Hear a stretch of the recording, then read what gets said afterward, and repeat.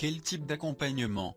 On recense une multitude de formes d'accompagnement. À titre d'exemple, le coaching, un accompagnement personnalisé pour améliorer les compétences et la performance d'un individu, d'un groupe ou d'une organisation, grâce à l'amélioration des connaissances, l'optimisation des processus et des méthodes d'organisation et de contrôle.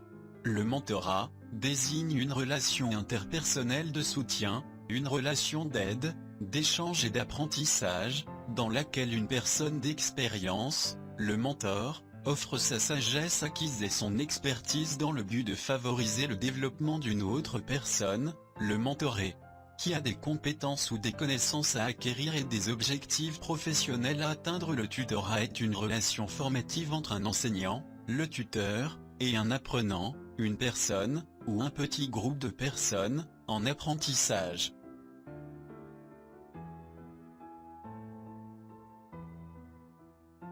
Tout comme dans l'animation d'autres environnements d'apprentissage informatisés, nous constatons que le rôle d'accompagnateur ou de personne ressource ou d'animateur implique de posséder un profil de compétences aux multiples facettes qui relèvent d'une formation en psychologie sociale, en méthodologie, en psychologie de l'apprentissage et en informatique.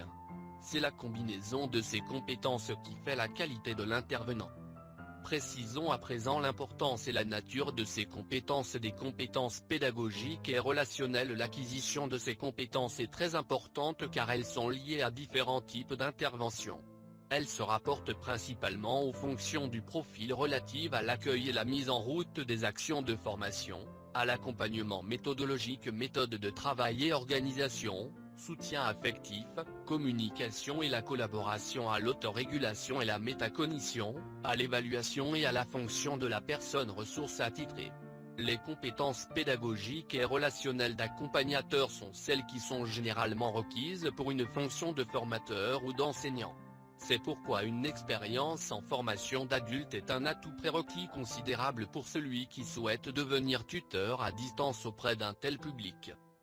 Des compétences techniques. Il est nécessaire pour l'accompagnateur de prendre en main les outils de la plateforme de formation à distance, non seulement afin de pouvoir accéder aux ressources qu'elle contient et interagir avec les apprenants, mais aussi afin de les dépanner si des problèmes techniques élémentaires sont signalés. La maîtrise de compétences techniques de base nous paraît des plus souhaitables, notamment avoir une certaine aisance avec Internet. Des compétences disciplinaires. Le problème de l'expertise dans une discipline est souvent posé: est-ce une composante de la fonction tutorale ou non? Que se passe-t-il lorsque ce n'est pas l'auteur du cours qui est le tuteur?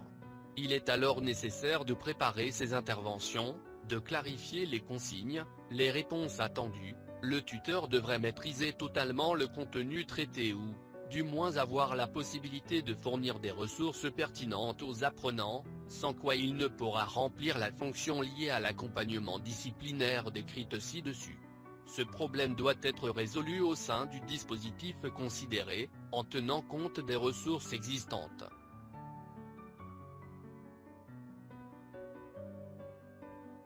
Les formes d'accompagnement. Une réflexion déterminante qui permet de nuancer le profil d'un accompagnateur. En premier lieu, l'accueil ou la mise en route des actions de formation, contacter les apprenants, se présenter, et interagir afin de mieux se connaître, présenter les fonctions exercées en tant qu'accompagnateur dans le cadre du dispositif de formation, vérifier que les objectifs du cours sont connus et compris, rappeler les délais, calendrier. Tout au long de la formation il y a un accompagnement technique, résoudre les problèmes techniques, communiquer les principes formulés dans la charte par mail, chat, forum, conseiller le choix adéquat d'outils de communication selon les types et les moments d'activité.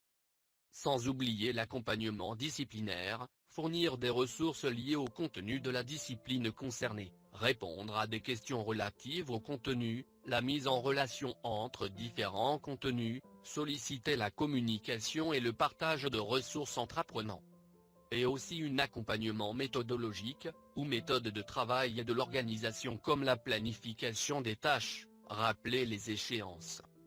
Le soutien affectif, par exemple les inviter à agir, renforcer positivement leurs actions et leurs idées, par plus de communication et de collaboration, contribuer à l'organisation des échanges synchrones et asynchrones, Horaire, rappel des règles de communication.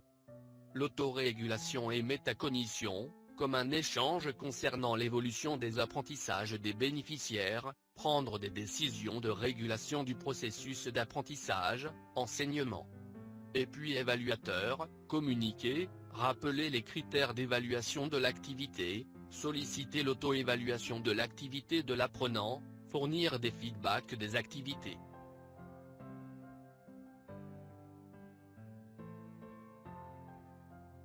Aux différentes étapes du processus, l'accompagnement ne peut faire économie d'outils et de technologies pour assurer les fonctions suivantes. Information sur le processus, les ressources, les modalités d'apprentissage, base de données, catalogue, serveur web. Construction et gestion de parcours, outils d'autodiagnostic, logiciel de gestion de parcours.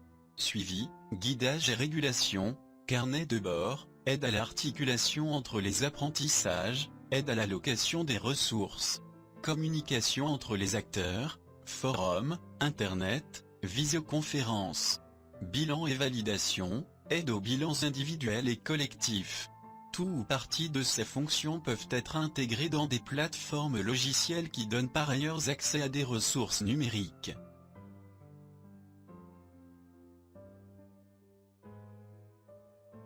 Rôle de l'accompagnateur.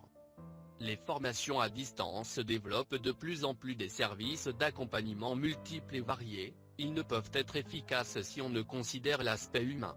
Outre les services liés aux nouvelles technologies qu'on peut intégrer à une formation à distance, l'accompagnateur, par son humanité et sa sensibilité, apparaît comme étant le plus indispensable. Il humanise le dispositif de formation, procure aux apprenants distants un sentiment de sécurité et établit un climat de confiance. Le rôle d'un accompagnateur est d'encadrer, animer, aider et guider les apprenants qui contrôlent leur apprentissage. Le tuteur reste un point de référence constant pour les apprenants même si son rôle diffère selon les présupposés pédagogiques inhérents au dispositif de formation. Il peut être facilitateur dans un dispositif constructiviste, animateur dans un dispositif collaboratif ou bien expert dans un dispositif transmissif.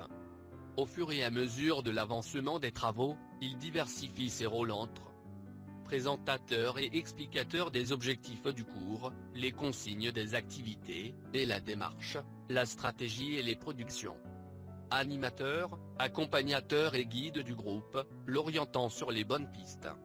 Conseiller pédagogique ou bien technique, vigile aux défaillances méthodologiques et aux incohérences des choix opérés. Expert contenu, pour rectifier le tir en cas de besoin et réexpliquer les éléments cognitifs. Évaluateur et contrôleur de la qualité des productions par les validations intermédiaires et la détection des faiblesses tôt dans le processus en plus de la validation en fin de parcours. Motivateur, observant les attitudes et les comportements.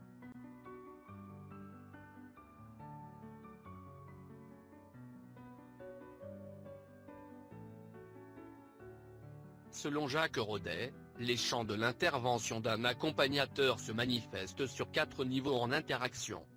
Primo, le cognitif qui renvoie au contenu disciplinaire, au soutien méthodologique des apprenants qui vise à leur faciliter la mise en œuvre de stratégies d'apprentissage, l'aide technique pour naviguer harmonieusement dans le dispositif.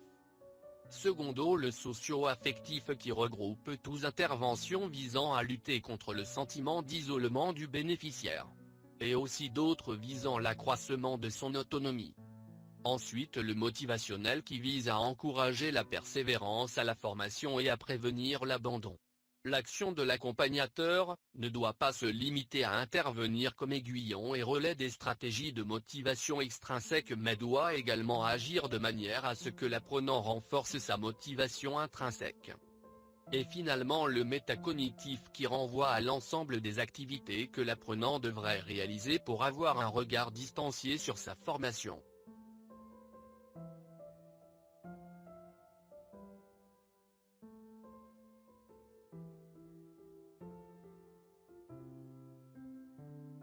L'accompagnement dans un dispositif de formation à distance se déploie tout au long d'un processus, qui comporte 4 phases, en amont.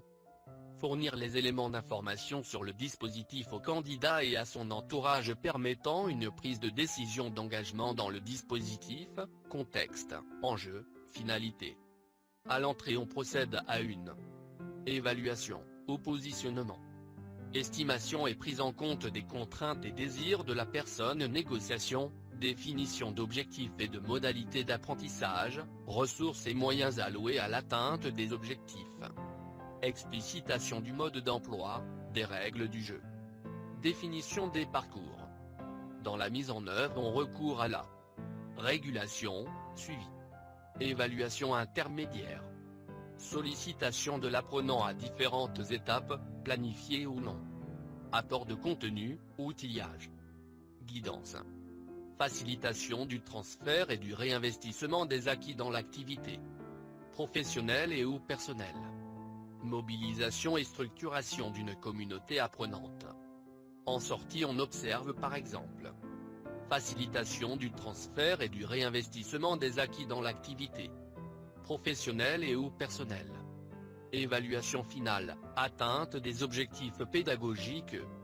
Évaluation de l'action par l'apprenant, préparation de la prochaine action. Favoriser la capitalisation en vue d'un réinvestissement. Reconnaissance des acquis, au sens large.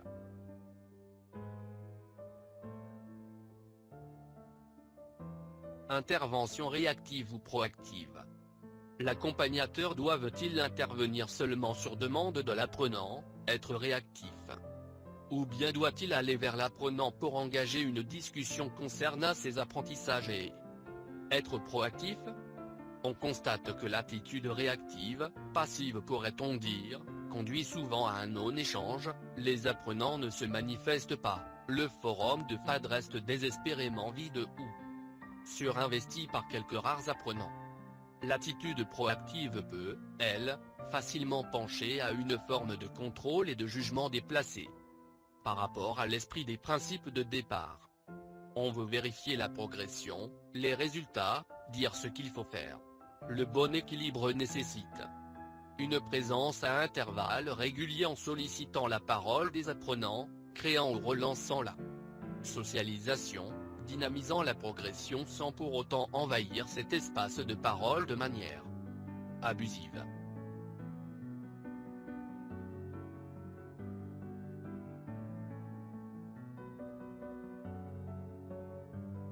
L'intérêt pour le tutorat et la formation en ligne s'accroît à mesure que les dispositifs de FAD se développent à travers le monde.